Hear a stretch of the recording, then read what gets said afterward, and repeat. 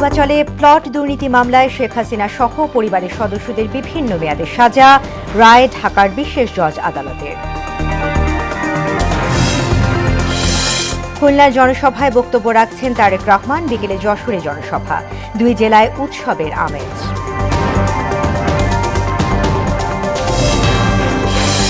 চাঁদাবাজ ঋণ খেলাপিদের নিয়ে আগামীর বাংলাদেশ হবে না, মহেশখালীতে ডক্টর শফিক। তরুণদের নিয়ে সমৃদ্ধ বাংলাদেশ গড়ার প্রত্যয়। এবং চট্টগ্রাম বন্দরের ইজারা বাতিলের দাবিতে টানা দ্বিতীয় দিনের অবরোধ, কার্যক্রমে স্থবিরতা, শত কোটি টাকা ক্ষতির শঙ্কা।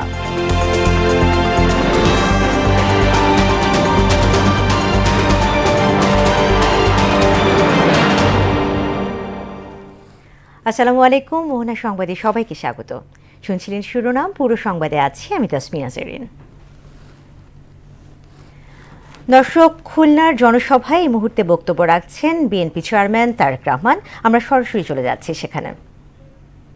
সেই কৃষক ভাইয়ের হাতে আমরা যেমন প্রয়োজনীয় কীটনাশক, বীজ, সার পৌঁছে দেব, একইভাবে আমরা সিদ্ধান্ত গ্রহণ করেছি যে সকল কৃষক ভাইদের এই বর্তমানে এই মুহূর্তে 10,000 টাকা পর্যন্ত কৃষি ঋণ আছে, সেই ঋণ ইনশাল্লাহ সুদ সহ আমরা মওকুফ করব। প্রিয় ভাই বোনেরা, আজ দেশকে গড়ার সময় হয়েছে। দেশকে আমাদের পুনর্গঠন করতে হবে। এই যে লক্ষ মানুষ আজ এখানে উপস্থিত হয়েছেন, এই দেশ যদি ঠিক থাকে, এই দেশকে যদি আমরা পুনর্গঠন করতে পারি, দেশে বেকারদের কর্মসংস্থান করতে পারি, দেশের নারীদেরকে স্বাবলম্বী করে গড়ে তুলতে পারি, দেশের শিক্ষার্থীদের সঠিক শিক্ষার ব্যবস্থা আমরা তৈরি করতে পারি, দেশের মানুষের চিকিৎসা ব্যবস্থা যদি আমরা তৈরি করতে পারি, তাহলেই একমাত্র সম্ভব আমাদের সেই প্রত্যাশিত বাংলাদেশকে গড়ে তোলা। যেই প্রত্যাশিত বাংলাদেশের স্বপ্ন এখানে উপস্থিত প্রত্যেকটি মানুষের চোখে মুখে রয়েছে। আজান দিচ্ছে না, আজানটা শেষ হচ্ছে। প্রিয় ভাই বোনরা, আজানটা দিচ্ছে, 1 মিনিট, আজানের পরে আমি আবার বলছি।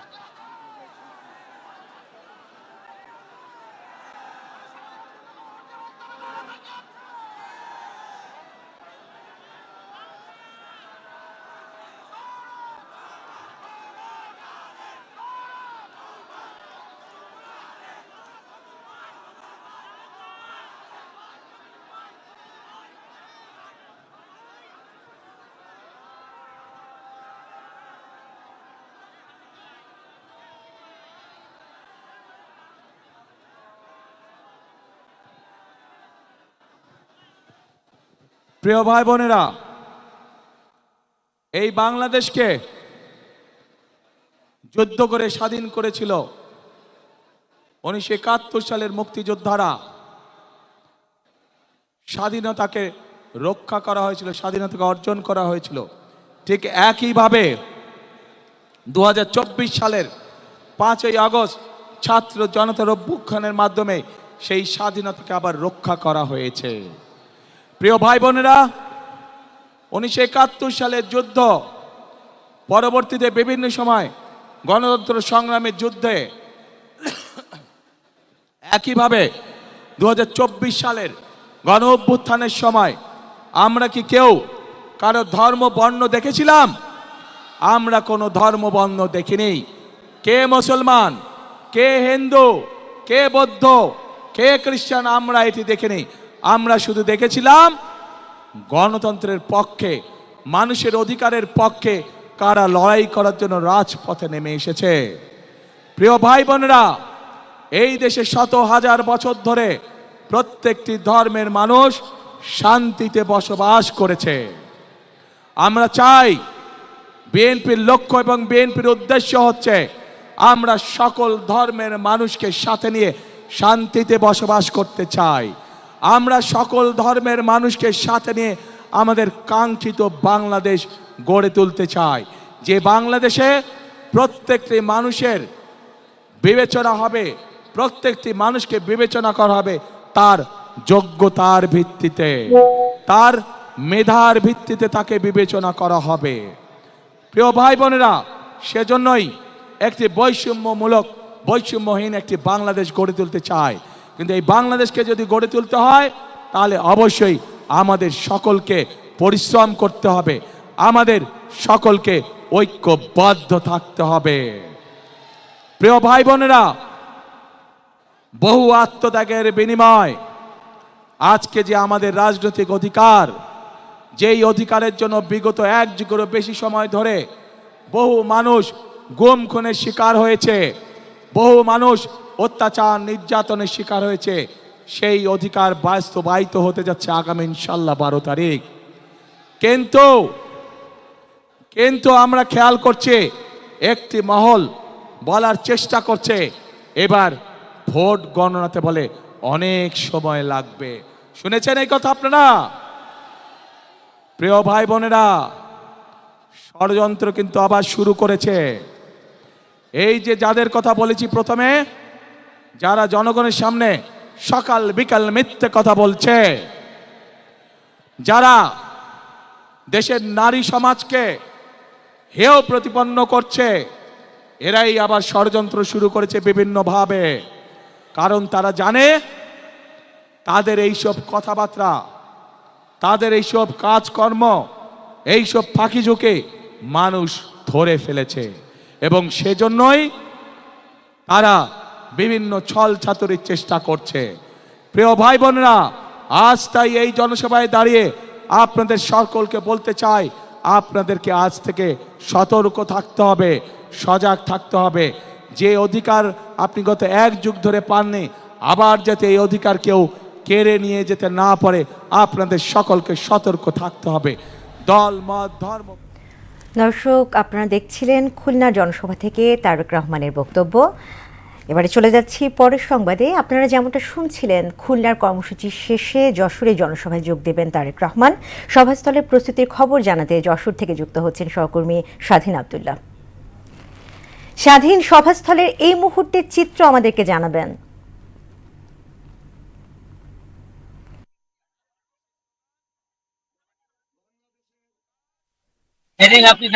তরুণ সমাজ অহংকার, যার স্বপ্ন নতুন বাংলাদেশ,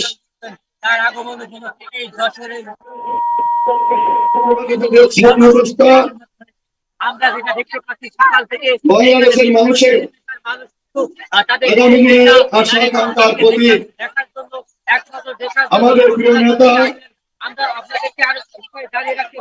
বিএনপির চেয়ারম্যান জনতা তারেক রহমান মঞ্চে বসে আছেন। কুষ্টিয়া, চুয়াডাঙ্গা, মেহেরপুর, মাগুরা, ঝিনাইদহ, নড়াইল এবং যশোরে আগামী সংসদ নির্বাচনে জাতীয় নেতৃবৃন্দ, যশোর জেলা বিএনপির নেতৃবৃন্দ, কেন্দ্র বিএনপির নেতৃবৃন্দ, এখানে উপস্থিত বিভিন্ন জেলা থেকে আগত দলীয় সকল পর্যায়ের সকল নেতৃবৃন্দ, সকল সহকর্মীগণ। স্বাধীন, আপনাকে ধন্যবাদ। দর্শক, চলে যাচ্ছি পরের সংবাদে। পূর্বাচল নতুন শহর প্রকল্পে 20 কাঠা সরকারি প্লট বরাদ্দে দুর্নীতির 2 মামলায় শেখ হাসিনা সহ পরিবারের সদস্যদের বিভিন্ন মেয়াদে সাজা দিয়েছেন আদালত। দুপুরে ঢাকার বিশেষ জজ আদালত 4-এর বিচারক রবিউল আলমের আদালত এ রায় ঘোষণা করেন।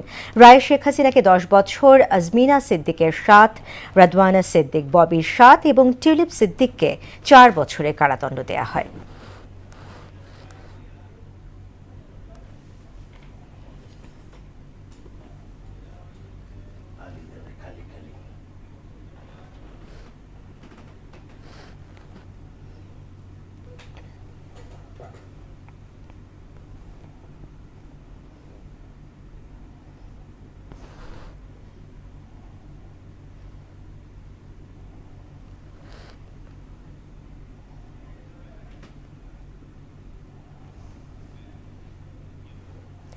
দর্শক, এ বিষয়ে আরও জানাতে ঢাকার জজ কোর্ট থেকে যুক্ত হচ্ছেন সহকর্মী মুদাসসির আলী।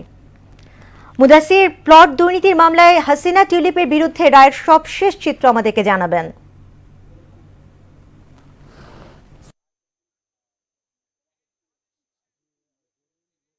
রায় যখন পড়া হচ্ছিল তখন রায় কিন্তু উল্লেখ হয়েছে যে শেখ রেহানার যে সন্তানরা রয়েছেন, বিশেষ করে টিউলিপ সিদ্দিকী, আজমিনা সিদ্দিকী এবং রাদওয়ান, তারা কিন্তু বিভিন্নভাবে কিন্তু শেখ হাসিনাকে প্ররোচনা করেছিল এবং টিউলিপ সিদ্দিকী কিন্তু মূলত এখানে পরামর্শ দিয়েছিল যে কিভাবে নিয়মের ব্যত্যয় ঘটিয়ে তার যে ভাই বোন রয়েছেন এবং শেখ রেহানা রয়েছেন তাদের নামে এবং শেখ হাসিনার নামেও কিভাবে প্লট কেনা যায় এবং কিভাবে কি করা যায় সে বিষয়ে কিন্তু তারা কথাবার্তা বলেছেন এবং এই বিষয় সম্পর্কে কিন্তু প্রমাণ পেয়েছেন বলে আদালত বলেছেন। এবং শেখ হাসিনা যে কাজটি করেছেন সেটি হচ্ছে যে তিনি কোনো নিয়ম মানেনি, নিয়মের ধার ধারেননি, এমনকি যে প্লট রাখার ক্ষেত্রে যে রেজিস্ট্রেশন করতে হয় সে রেজিস্ট্রেশনও তিনি সেভাবে করেননি এবং রাজুকের যে লিস্টে আবেদন করতে হয় সেখানেও সে আবেদন করেনি। সম্পূর্ণরূপে রাজুকের উচ্চপদস্থ কর্মকর্তা যারা রয়েছেন তাদের যোগসাজশে এই নিয়মের ব্যত্যয় ঘটিয়ে এই প্লটটি রাখেন এবং এখানে কিন্তু সম্পূর্ণ ক্ষমতার অপব্যবহার হয়েছে বলে উল্লেখ করা হয় এবং এ কারণেই কিন্তু পৃথক দুটি মামলায় কিন্তু টিউলিপ সিদ্দিকীকেও শাস্তি দেওয়া হয়েছে এবং এক্ষেত্রে 2 বছর দেওয়া হয়েছে, যেহেতু তিনি দেশে ছিলেন না, তিনি পরামর্শ দিয়েছেন। আর এছাড়া পাশাপাশি কিন্তু রাদওয়ান এবং আজমিনা তারা কিন্তু বিভিন্ন সময় কিন্তু এই ক্ষেত্রে বেশি অগ্রণী ভূমিকা পালন করেছে এবং তাদেরকে কিন্তু এর জন্য 7 বছর করে দেওয়া হয়েছে। তো সব মিলিয়েই এই জন্যই শাস্তির ধরনটা ভিন্ন হয়েছে। তো ঢাকা মহানগর দায়রা জজ কোর্ট থেকে এই ছিল আমার কাছে পাওয়া তথ্য। জেরিন। মুদাসসির, আপনাকে ধন্যবাদ। ঢাকা 16 আসনে নির্বাচনী পরিবেশ নিয়ে সন্তোষ জানালেও প্রতিদ্বন্দ্বী জামায়াত প্রার্থীর বিরুদ্ধে মিথ্যাচারের অভিযোগ তুলেছেন ধানের শীর্ষের প্রার্থী আমিনুল হক। তিনি বলেন, জামায়াত ইসলামী ভোটারদের এনআইডি কার্ড সংগ্রহ করে জাল ভোট দেওয়ার চক্রান্ত করছে। সকালে মিরপুর 12 নম্বরে গণসংযোগকালে সাংবাদিকদের এসব কথা বলেন আমিনুল হক। সন্ত্রাস চাঁদাবাজ মুক্ত সমাজ গঠনে কাজ করার অঙ্গীকারও করেন তিনি। ঢাকা 16 আসনের প্রচারণার খবর জানাতে দর্শক মিরপুর থেকে যুক্ত হচ্ছেন সহকর্মী হুমায়ুন কবির। হুমায়ুন, আসনের প্রচারণা কেমন দেখছেন আমাদেরকে জানাবেন।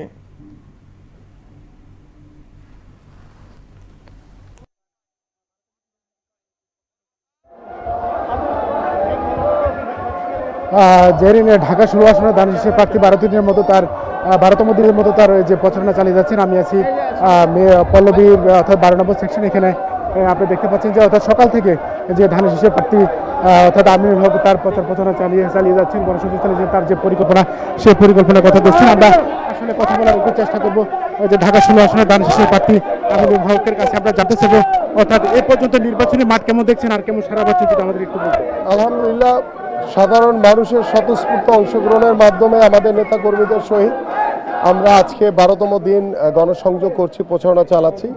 ইনশাল্লাহ আমরা জয়ের ব্যাপারে শতভাগ আশাবাদী। ইনশাল্লাহ আমার এলাকার দিতে ধন্যবাদ। জেরিন, আপনি শুনছেন যে আসলে যে অর্থাৎ যে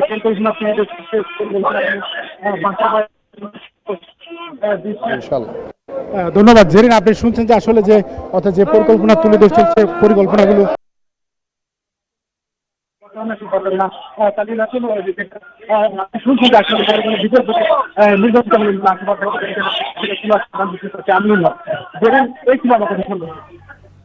হুমায়ুন, আপনাকে ধন্যবাদ। চাঁদাবাজ ঋণ খেলাপিদের নিয়ে আগামীর বাংলাদেশ গড়া সম্ভব হবে না বলে মন্তব্য করেছেন জামায়াত ইসলামীর আমির ডক্টর শফিকুর রহমান। দুপুরে কক্সবাজারের মহেশখালীতে নির্বাচনী জনসভায় কথা বলেন তিনি। তরুণদের নিয়ে সমৃদ্ধ বাংলাদেশ গড়ার প্রত্যয় জানান জামায়াত আমির। চট্টগ্রাম, কক্সবাজারের আরও 5 জেলায় নির্বাচনী সমাবেশে বক্তব্য রাখবেন তিনি।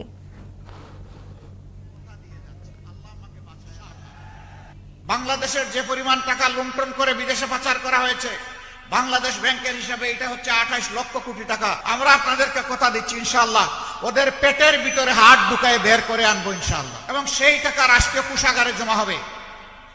তারপরে ইনসাফের ভিত্তিতে সারা বাংলাদেশের উন্নয়ন হবে, আর কোনো বেইনসাফি এখানে হবে না, হতে দেওয়া হবে না ইনশাআল্লাহ।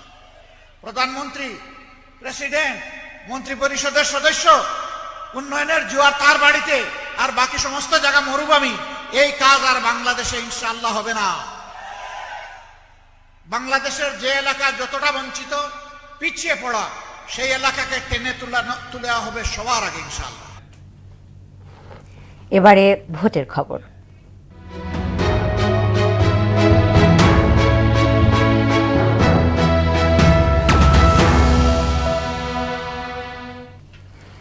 জাতীয় সংসদ নির্বাচন নিয়ে সরগরম কুমিল্লা জেলা। বরাবরই এ জেলার রাজনীতির উত্তাপ ছড়িয়েছে জাতীয় পর্যায়ে। এবার মূল প্রতিদ্বন্দ্বিতার মাঠ কাঁপাচ্ছেন বিএনপি, জামায়াত, এনসিপি সহ স্বতন্ত্র প্রার্থীরা। প্রতিদ্বন্দ্বী প্রার্থীদের প্রচারণা বাড়লেও সাধারণ ভোটারদের মাঝে এখনও নির্বাচন নিয়ে তেমন উৎসাহ দেখা যাচ্ছে না। এই নির্বাচনে তরুণ ভোটাররা গুরুত্বপূর্ণ ভূমিকা রাখবে বলে মনে করছেন সংশ্লিষ্টরা। শাহাবুদ্দিনের প্রতিবেদন, জানাচ্ছেন তাসিন তারিন। নির্বাচনের দিন যতই ঘনিয়ে আসছে ততই বাড়ছে প্রার্থীদের প্রচারণা। মাঠে স্বতন্ত্র ২২ রাজনৈতিক দলের প্রার্থী প্রতিদ্বন্দ্বিতায় থাকলেও প্রচারণায় বিএনপি ও জামায়াত ইসলামীর নেতৃত্বাধীন ১১ দলীয় ঐক্যজোটের প্রার্থীদের তৎপরতা বেশি লক্ষ্য করা যাচ্ছে। কুমিল্লা জেলায় ১১টি আসনে মোট ভোটার ৪৮,৬০,৩৮৫ জন, পুরুষ ভোটার ২৫,৪৯,২০৫ জন, নারী ভোটার ২৩,১১,১০১ জন, তৃতীয় লিঙ্গের ভোটার ২৯ জন।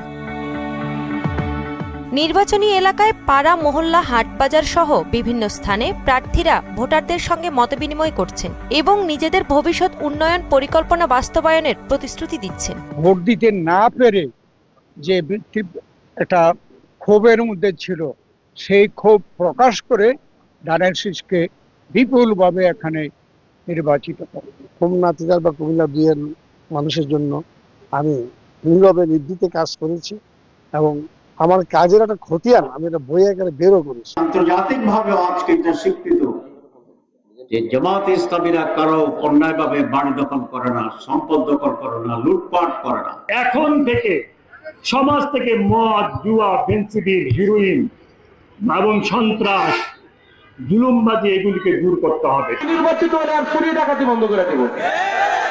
একটা পক্ষ অলরেডি সিদ্ধান্ত নিছে না, দড়ি বাইন্দা একদম মোরাকাবা করে যে আস্তে আস্তে আমরা ভোট দিবই না, সিদ্ধান্ত নিছে কিনা, তাদের বাড়িতে বেশি যাইতে হবে। যে স্থানীয়দের পাশে থাকবেন এমন সৎ ও যোগ্য ব্যক্তিদের ভোট দেওয়ার কথা জানান ভোটাররা।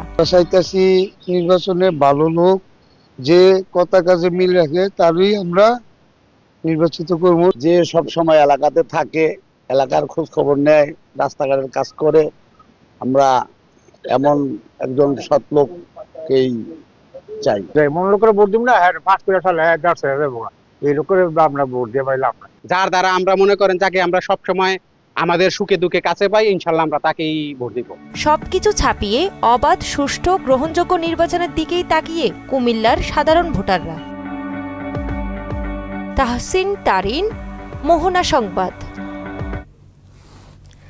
চট্টগ্রাম বন্দরে নিউ মোরিং কন্টেইনার টার্মিনালে বিদেশি অপারেটর নিয়োগ সংক্রান্ত সরকারি সিদ্ধান্তের প্রতিবাদে দ্বিতীয় দিনের মতো অবরোধ পালন করছে বন্দরের শ্রমিক কর্মচারীরা। জাতীয়তাবাদী শ্রমিক দল ও শ্রমিক কর্মচারী ঐক্য পরিষদের ব্যানারে এই কর্মসূচি পালিত হচ্ছে। এতে স্থবিরতা নেমেছে চট্টগ্রাম বন্দরে। এতে শত কোটি টাকার ক্ষতির মুখে পড়েছে বন্দরটি।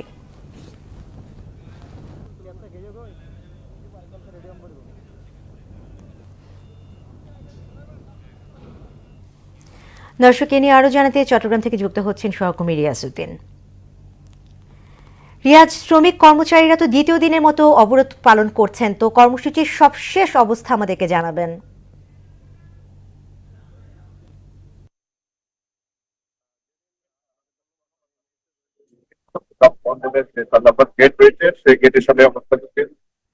আমরা সকাল থেকে দেখেছি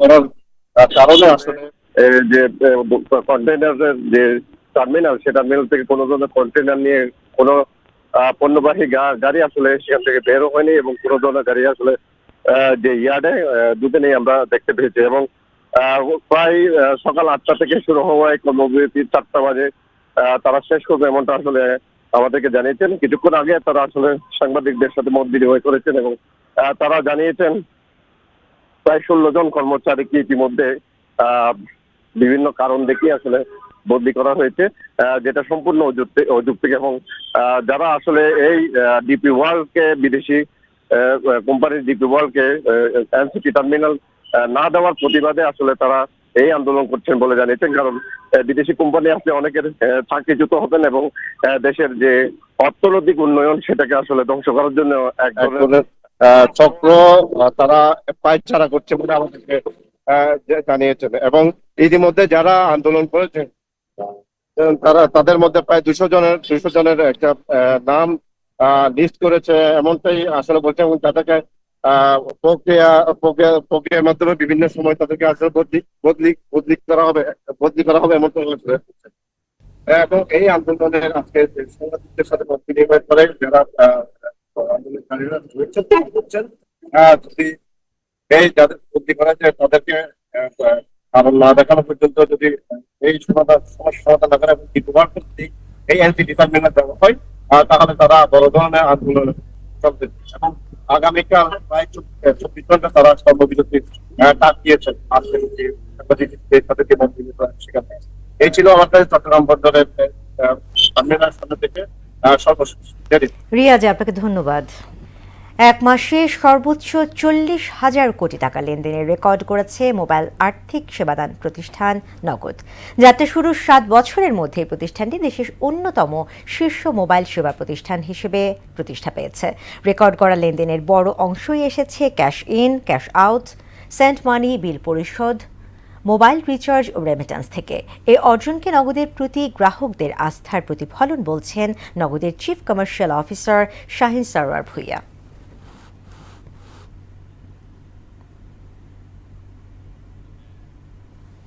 এবার আন্তর্জাতিক।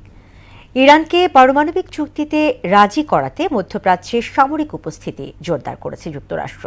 ইসরায়েলের দক্ষিণাঞ্চলীয় শহর এইলাতে মার্কিন যুদ্ধজাহাজ নোঙর এবং তেহরান ওয়াশিংটনের পাল্টাপাল্টি বক্তব্যে উদ্বেগ বাড়ছে।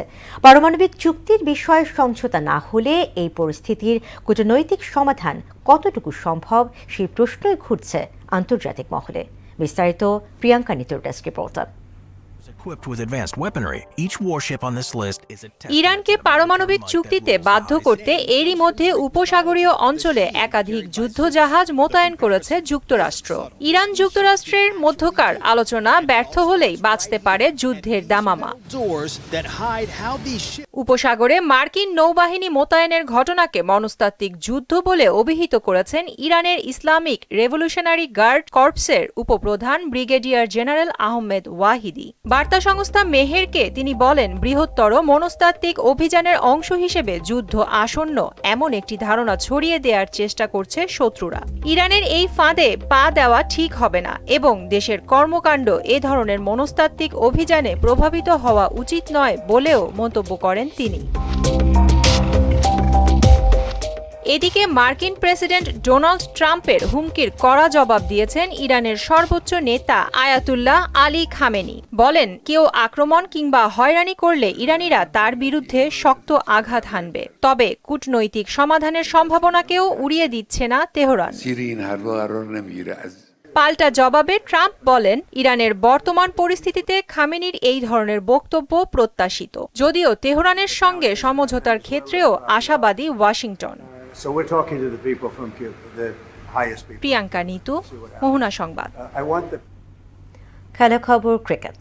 টি-20 বিশ্বকাপ খেলার সিদ্ধান্ত নিয়েছে পাকিস্তান। তবে গ্রুপ পর্বে ভারতের বিপক্ষে ম্যাচটি বয়কট করার সিদ্ধান্ত নিয়েছে তারা। বিশ্বকাপে খেলতে সরকারের পক্ষ থেকে ছাড়পত্র দেওয়া হয়েছে বলে এক বিবৃতিতে নিশ্চিত করেছে পাকিস্তান সরকার। তবে 15 ফেব্রুয়ারি ভারতের বিপক্ষে ম্যাচ পাকিস্তান দল মাঠে নামবে না।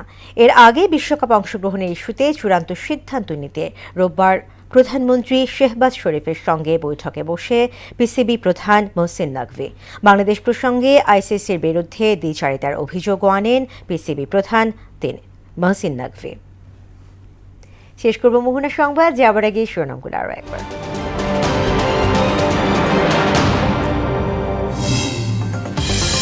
পূর্বাচলে প্লট দুর্নীতি মামলায় শেখ হাসিনা সহ পরিবারের সদস্যদের বিভিন্ন মেয়াদে সাজা, রায় ঢাকার বিশেষ জজ আদালতে। খুলনার জনসভা শেষে যশোরের পথে বিএনপি চেয়ারম্যান তারেক রহমান, 2 জেলায় উৎসবের আমেজ।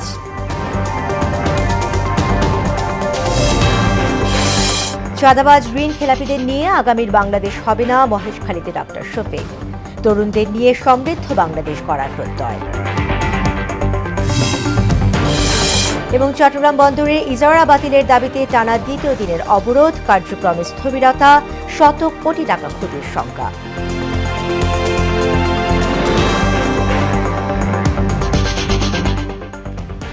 দর্শক, এই ছিল মোহনা সংবাদে। পরবর্তী সংবাদ বিকেল 5:30টায়। এর আগে বিকেল 3টায় দেখবেন সংবাদ এক নজরে। এছাড়া মোহনার সবশেষ খবর জানতে ভিজিট করুন www.mohana.tv। সংবাদ দেখতে পারেন আমাদের ফেসবুক পেজ ও ইউটিউবে। এতক্ষণ সঙ্গে থাকার জন্য ধন্যবাদ।